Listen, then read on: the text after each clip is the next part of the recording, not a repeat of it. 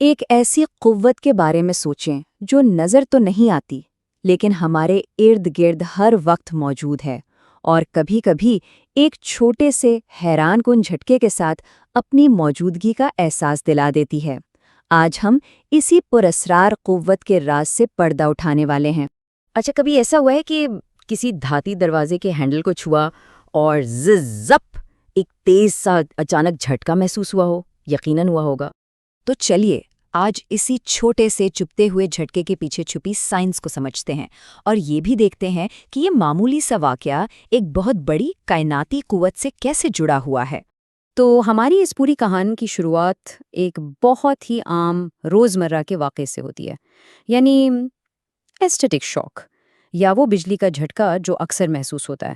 وہ جو اچانک زپ ہوتا ہے نا، وہ دراصل ایک بہت ہی چھوٹی سی آسمانی بجلی ہے۔ جی ہاں، یہ سب کچھ ہوتا ہے ایک عدم توازن کی وجہ سے، اور یہی توازن کا کھیل آج ہماری پوری گفتگو کا مرکز ہے۔ تو پھر سوال یہ ہے کہ اس پراسرار واقعے کے پیچھے اصل میں ہے کیا؟ چلیے پردہ اٹھاتے ہیں اس کے اصل کردار سے، اور وہ ہے الیکٹرک چارج، جسے ہم برقی چارج بھی کہتے ہیں۔ اچھا، تو یہ الیکٹرک چارج ہے کیا بھلا؟ بہت آسان الفاظ میں اسے مادے کی ایک بنیادی خاصیت سمجھیں، بالکل ویسے ہی جیسے کسی چیز کا وزن یا حجم ہوتا ہے۔ جب کوئی چارج والی چیز کسی دوسری چارج والی چیز کے پاس آتی ہے نا، تو وہ یا تو ایک دوسرے کو کھینچتی ہیں یا پھر دھکیلتی ہیں، اور یہی وہ قوت ہے جو ہمیں محسوس ہوتی ہے۔ اب اس چارج کی دو قسمیں ہوتی ہیں، پازیٹیو یعنی مثبت اور نیگیٹو یعنی منفی، اور سارا کھیل سارا کا سارا ان چھوٹے چھوٹے پارٹیکلز یعنی الیکٹرونز کا ہے۔ اگر کسی چیز میں الیکٹرونز کی کمی ہو جائے تو وہ پازیٹیولی چارجڈ ہو جاتی ہے، اور اگر الیکٹرونز ضرورت سے زیادہ ہو جائیں تو وہ بالکل صحیح نیگیٹیولی چارجڈ ہو جاتی ہے۔ اور جب کسی چیز میں یہ مثبت اور منفی چارجز بالکل برابر ہوں، ایک پرفیکٹ بیلنس میں، تو ہم اسے کہتے ہیں نیوٹرل۔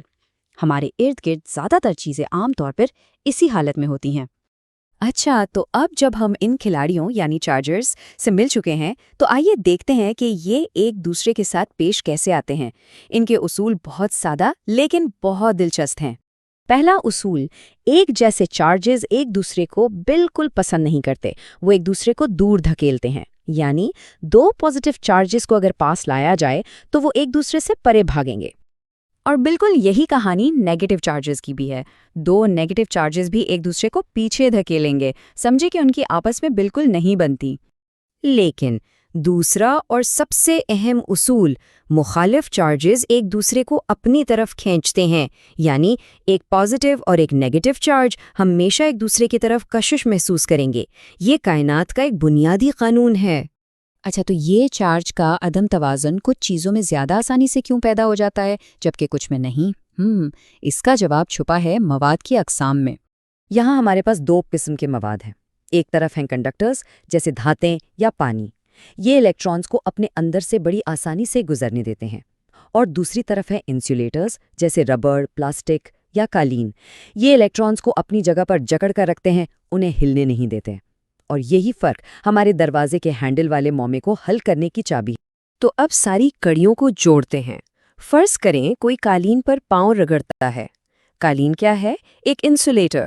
اس رگڑ سے الیکٹرونز قالین سے نکل کر جسم میں آ جاتے ہیں، اور چونکہ انسانی جسم ایک اچھا کنڈکٹر ہے، یہ ان سارے اضافی نیگیٹو چارجز کو اپنے اوپر جمع کر لیتا ہے۔ تو لیجئے اب ہم تمام ٹکڑوں کو جوڑ کر اپنے شروع والے معاملے کو حل کرنے اور پھر اس سے بھی آگے ایک بڑی تصویر دیکھنے کے لیے بالکل تیار ہیں۔ تو دروازے کے ہینڈل کا معاملہ حل ہوا۔ قالین پر چلنے سے جسم پر اضافی نیگیٹو چارج جمع ہو گیا۔ جسم خود ایک کنڈکٹر ہے۔ جب ہاتھ دھات کے بنے ہینڈل، جو کہ ایک اور بہترین کنڈکٹر ہے، کے قریب جاتا ہے تو وہ سارے اضافی الیکٹرانز توازن بحال کرنے کے لیے جسم سے ہینڈل کی طرف چھلانگ لگا دیتے ہیں، اور یہی چھلانگ وہ چنگاری ہے، وہ زیپ ہے جسے ہم دیکھتے اور محسوس کرتے ہیں۔ لیکن یہ کہانی صرف ایک چھوٹے سے جھٹکے پر ختم نہیں ہوتی، یہ تو بہت آگے تک جاتی ہے۔ الیکٹروسٹیٹکس دراصل کائنات کی 4 بنیادی قوتوں میں سے ایک ہے۔ یہ وہی قوت ہے جو ایٹموں کو آپس میں جوڑ کر رکھتی ہے، جو ہمارے ڈی این اے کی ساخت بناتی ہے اور جو کہکشاؤں پر بھی اثر انداز ہوتی ہے۔ سوچئے، وہ چھوٹی سی چنگاری کائنات کو چلانے والی ایک عظیم الشان قوت کا ایک چھوٹا سا مظہر ہے۔ تو آخر میں ایک سوال، اگر چارج کا اتنا سا عدم توازن ایک ننھی سی چنگاری پیدا کر سکتا ہے تو سوچئے ایک بہت ہی بڑا عدم توازن کیا پیدا کر سکتا ہے؟